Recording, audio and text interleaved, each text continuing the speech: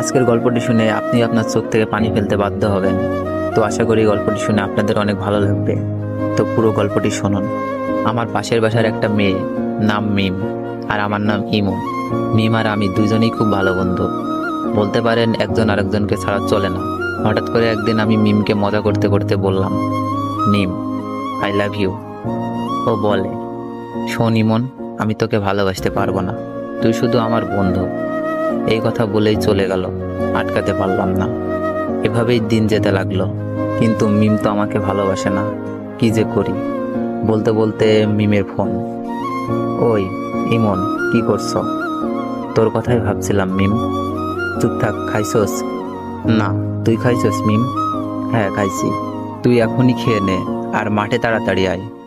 আচ্ছা, বলেই লাফাইতে লাগলাম। মিমের মনে হয়তো আমার জন্য ভালোবাসা জাগছে। তাড়াতাড়ি খেয়ে গেলাম, গিয়েই বললাম, কিরে মিম, হঠাৎ জরুরি তলব? সামনে আমাদের এক্সাম রে, খুব টেনশনে আছি। কোনো চিন্তা করিস না, ফেল করলে তোরে তো আমি বিয়া করবো, তারপর 2টা ক্রিকেট খেলার টিম বানাবো, তোর এক দল আমার এক দল। বলেই হাহা করে হাসি দিলাম। কিন্তু হাসি দেওয়ার পর যা ঘটলো তা আমি কেন আমার চোখও বিশ্বাস করতে পারলো না। এমনভাবে আমার গালে চড় মারলো যেন গাল দিয়ে ধোয়া বের হচ্ছে।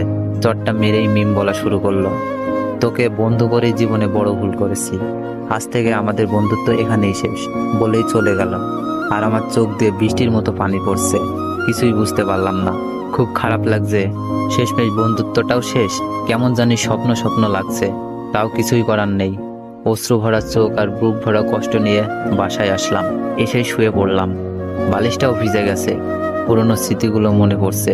প্রতিদিন ওকে ফোন দিয়ে ঘুম পাড়ানো, ঘুম থেকে জাগাতাম। দিনে কমপক্ষে 100 বার ফোন আর মেসেজ তো আছেই। সব স্মৃতিগুলো মনে পড়ছে।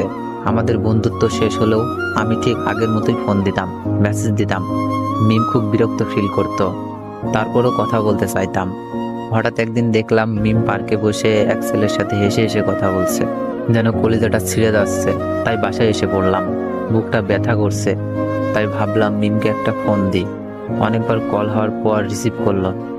মিম, বুকে ব্যথা করতেছে। মিম বলল, ব্যথা করা ভালো, এখন আমাকে ডিস্টার্ব করবি না, পরশু আমার এক্সাম। আমি বললাম, আচ্ছা, নাপা খেলে ব্যথা যাবে? হ্যাঁ যাবে, এখন আর ফোন দিস না প্লিজ, কিছুই পড়া হয়নি। আমি বললাম, কয়টা খাবো? তোর যতটা খেতে মন চাই খা, প্লিজ ইমন, আর না।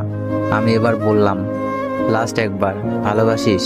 মিম এবার বলল, ইমন, এইসব কথার কোনো মানেই হয় না, আমরা জাস্ট ফ্রেন্ড। তোর অনুরোধে কিন্তু দ্বিতীয়বার ফ্রেন্ড হয়েছি, তাই